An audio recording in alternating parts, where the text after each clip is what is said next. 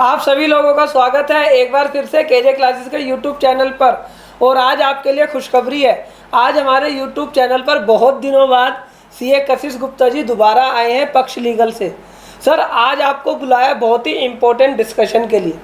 आज हमारा टॉपिक है ये जो ट्रान 1 का जो क्रेडिट है जो कि अभी अलाउ किया गया है, इसके बारे में ना लोगों को बहुत कन्फ्यूज़न है, किसे अलाउ किया गया है किसे अलाउ नहीं किया गया। तो इसके बारे में थोड़ा सा आप हमारे मेंबर्स को बताएं, हमारे सब्सक्राइबर को बताएं। पहले तो शुक्रिया मुझे इस चैनल पे दोबारा बुलाने के लिए। और हाँ, काफ़ी लंबे टाइम से थोड़ा अपने काम काज में बिजी इतने थे कि वीडियोस हम रिकॉर्ड नहीं कर पाए, और इस बीच में काफ़ी important changes, important amendments, important judgements आए हैं सुप्रीम कोर्ट के, और हम थोड़ा लेट हो गए। लेकिन एक ये ट्रान 1 की डिस्कशन हम ऑन टाइम कर रहे हैं, ये मैं कहूँगा। बिल्कुल। और जैसा कि आप ये जानते होंगे कि जब से जीएसटी लॉ आया है तब से दो ही मुद्दे हैं जो मुझे ज़्यादा दिखने को मिले हैं। एक तो ये कि मेरा ट्रान 1 में मिस्टेक हो गया। बिल्कुल। मेरे प्रीवियस लॉ के जो भी क्लेम्स थे वो मैं ले नहीं पाया, अब मैं क्या करूं। बिल्कुल। तो उसके लिए कहा गया लोगों को कि आप एक आईटी रिड्रेसल कमेटी को कांटेक्ट करो, नोडल ऑफिसर को कांटेक्ट करो, वो आपके ग्रीवांस को रिजोल्व करेंगे। लेकिन वहाँ पर भी एक्सपीरियंस लोगों का अच्छा नहीं रहा। हाँ, आप लोगों को ये बता दूं, जिन लोगों को ट्रान 1 के बारे में जानकारी नहीं है, जिन लोगों ने जीएसटी को 2020 में ज्वाइन करा, 19 में ज्वाइन करा, तो उन लोगों के लिए बता दूं ट्रान 1 होता क्या था। जैसे आपका कोई पुराने लॉ का आईटीसी है, पुराने लॉ का क्रेडिट है, चाहे वो आपकी एक्साइज का है चाहे आपके वैट का है, तो जब जीएसटी आया था तो उन्होंने बोला था कि ये तुम्हारा पुराना आईटीसी ना खत्म नहीं होगा, आप इस पुराने आईटीसी को ले सकते हो, ठीक है ना। लेकिन उसके लिए आपको एक फॉर्म भरना पड़ेगा। वहाँ पर फॉर्म हुआ करते थे ट्रान 1 और ट्रान 2। लेकिन कई बार क्या हुआ कि कुछ लोग वो फॉर्म नहीं भर पाए, कुछ लोगों को दिक्कत आ गई पोर्टल पे एरर की, तो उसको लेकर ये बड़ी जजमेंट आई है। हम उसी को लेकर डिस्कशन कर रहे हैं। बिल्कुल। तो इसमें पहले हाईकोर्ट, दिल्ली हाईकोर्ट ने डिसीजन दिया था कि आप 3 years from the due date आप ये क्लेम कर सकते हो। राइट। तो वो भी एक वेलकम डिसीजन था। ठीक है। फिर उसके बाद टाइम टू टाइम काफ़ी डिसीजंस आते रहे कि जिसमें आपको ये प्रूव करना था कि आपका एक टेक्निकल ग्लिच है। बिल्कुल। जिससे फिर आपको ये डायरेक्शन मिलती थी कि आप मैनुअल फॉर्म फाइल कर दो। लेकिन टाइम टू टाइम मतलब ये कि हर किसी को अपनी इंडिविजुअल फाइट लड़नी ही पड़ी। ठीक है। और डिसीजन कैसे फेवर में आएगा कैसे नहीं आएगा वो बात की बात है। लेकिन जो सबसे डिफिकल्ट पॉइंट था वो ये था कि आपका क्लेम लेट हो रहा था। जब हाई कोर्ट आपका डिसीजन देगा तब जाके आपको क्लेम मिलेगा। तो अब सुप्रीम कोर्ट का ये बहुत ही बढ़िया डिसीजन है। उन्होंने कहा है कि 100 बातों की एक बात, हम आपका ट्रान 1 2 महीने के लिए दोबारा खोल रहे हैं। Very good. और हर एसएससी इसके लिए एलिजिबल है। ओके। आपको फाइल करना आप फाइल करो, आपको रिवाइज करना आप रिवाइज करो। अच्छा। लेकिन इसमें एक और अच्छा पॉइंट ये है कि विद इन 90 डेज आपका प्रॉपर ऑफिसर, जो आपका डिपार्टमेंट का ऑफिसर है, वो आपके इस चेंजेस को या इस क्लेम को वेरीफाई करेगा और फाइनलाइज करेगा। बिल्कुल। तो ये है कि अब ये क्लेम अगर अब भी आपने इसका बेनिफिट नहीं लिया तो फिर अब दोबारा उम्मीद मत करना कि जी चलो हाई कोर्ट दोबारा जाके अब कुछ और रिलीफ ले लें। बिल्कुल। तो आपको अभी करना है जो करना है। तो अब आपको ये बात समझनी होगी, अगर किसी का वैट का कोई आईटीसी था, किसी का एक्साइज का कोई आईटीसी था, वो 2016 का है, 2015 का है, तो 2017 में जब जीएसटी आया था तो आपको ट्रान 1 के माध्यम से अपने जीएसटी में उस क्रेडिट को ले लेना था। लेकिन बहुत सारे लोगों से गलती हो गई, बहुत सारे लोग अब उस आईटीसी को भूल भी गए। लेकिन सुप्रीम कोर्ट ने कहा एक बार हम आपको आखिरी मौका दे रहे हैं, ठीक है ना, आखिरी मौका आपके पास है। अगर आपका कोई क्रेडिट आप भूल गए हो, ठीक है ना, अभी तक आपने नहीं लिया है, तो ट्रान 1 के माध्यम से अभी भी आप ले सकते हो। लेकिन कुछ समय के लिए आपको वो ट्रान 1 फाइल करना पड़ेगा। और उसके बाद दिवाली ऑफर समझ के 2-2 करोड़ का आईटीसी मत डाल देना।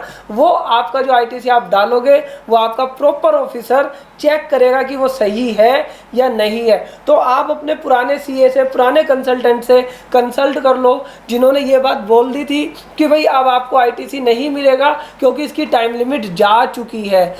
इस जजमेंट के बाद हुआ क्या है, अब आप आईटीसी ले सकते हैं। सर इसमें और कुछ ऐड ऑन करना चाहेंगे आप? इसमें हम ये ऐड ऑन करना चाहेंगे कि एक बार बता देते हैं कि किस किस तरह के प्रोविजंस थे जो आपको अप्लाई करते हैं।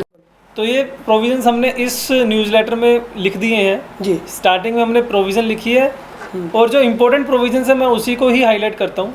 और ये सर ये जो न्यूज़लेटर है ना, आप हमारे टेलीग्राम ग्रुप पे जुड़ जाइएगा। टेलीग्राम ग्रुप हमारा केजे क्लासेस के नाम से है, ठीक है। आप उस ग्रुप पे जैसे ही जुड़ जाएंगे हम वहाँ पर आपको ये न्यूज़लेटर शेयर कर देंगे। सर से हम ले लेंगे, ठीक है ना। नहीं आपको टेलीग्राम में जोड़ लेना। हाँ हाँ, नहीं आपको भी जोड़ लेंगे और साथ के साथ ये जो न्यूज़लेटर है वो भी शेयर कर देंगे। तो हमारा टेलीग्राम ग्रुप ज्वाइन कर लेना। व्हाट्सएप पर मत पूछना कैसे मिलेगा कैसे नहीं, टेलीग्राम ग्रुप केजे क्लासेस का ज्वाइन करो, आपको ये न्यूज़लेटर वहाँ पर पिन करवा देंगे। ठीक है ना सर? बिल्कुल ठीक। ओके जी।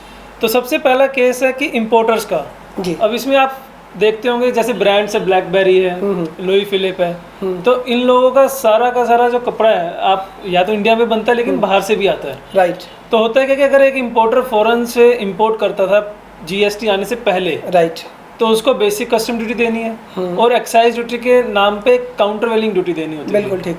फिर वो अब ये तो है नहीं कि इंडिया के हर स्टेट में सी है आपका, आपको एक जाना पड़ेगा कस्टम स्टेशन तक। बिल्कुल ठीक है। फॉर एग्जांपल वो बेंगलोर में आया राइट स्टॉक, तो बेंगलोर में आने के बाद क्या होता था, अगर आपको हरियाणा में भेजना है तो उसको स्टॉक ट्रांसफर करते थे। राइट। स्टॉक ट्रांसफर का होता था फॉर्म एफ।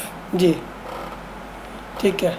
और जो बिल ऑफ एंट्री होती थी वो होती थी आपकी बेंगलोर में, जो कि है कर्नाटका। राइट। और हरियाणा में आपके पास है स्टॉक ट्रांसफर का फॉर्म एफ। राइट। तो इन्होंने प्रोविजन दिया था कि अगर आपके पास ड्यूटी पेइंग डॉक्यूमेंट है, हाँ, फिर तो फुल क्रेडिट ले लो। राइट। तो ड्यूटी पेइंग डॉक्यूमेंट तो मेरा था कर्नाटका में। राइट।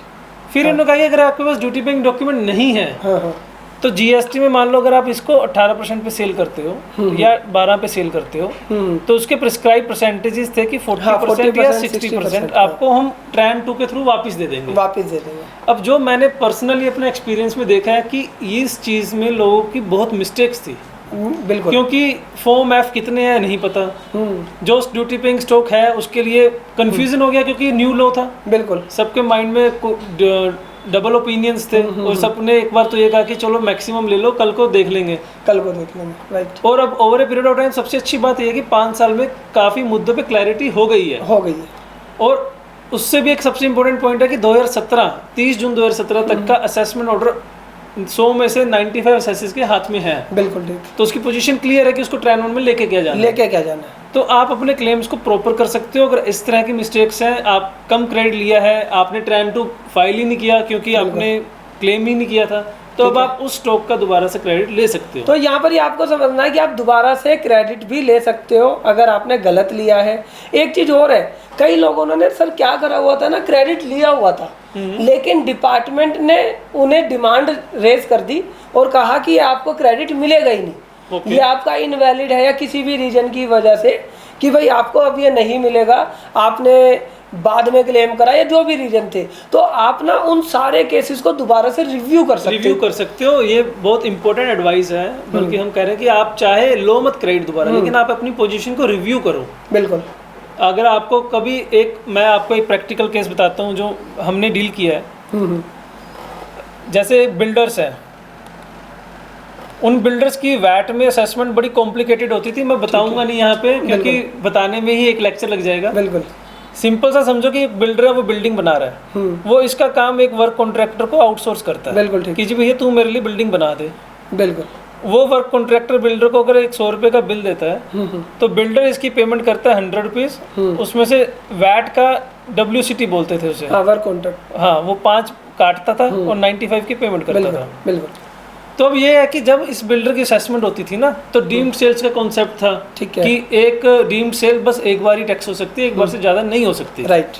तो अगर ये 100 रुपये टैक्स हो गए हैं बिल्डर के पास और बिल्डर ने ये फ्लैट 1000 रुपये का बेच दिया, तो उसको गवर्नमेंट कहती थी 1000 रुपये माइनस 100 आपको टैक्स 900 रुपये पे देना है।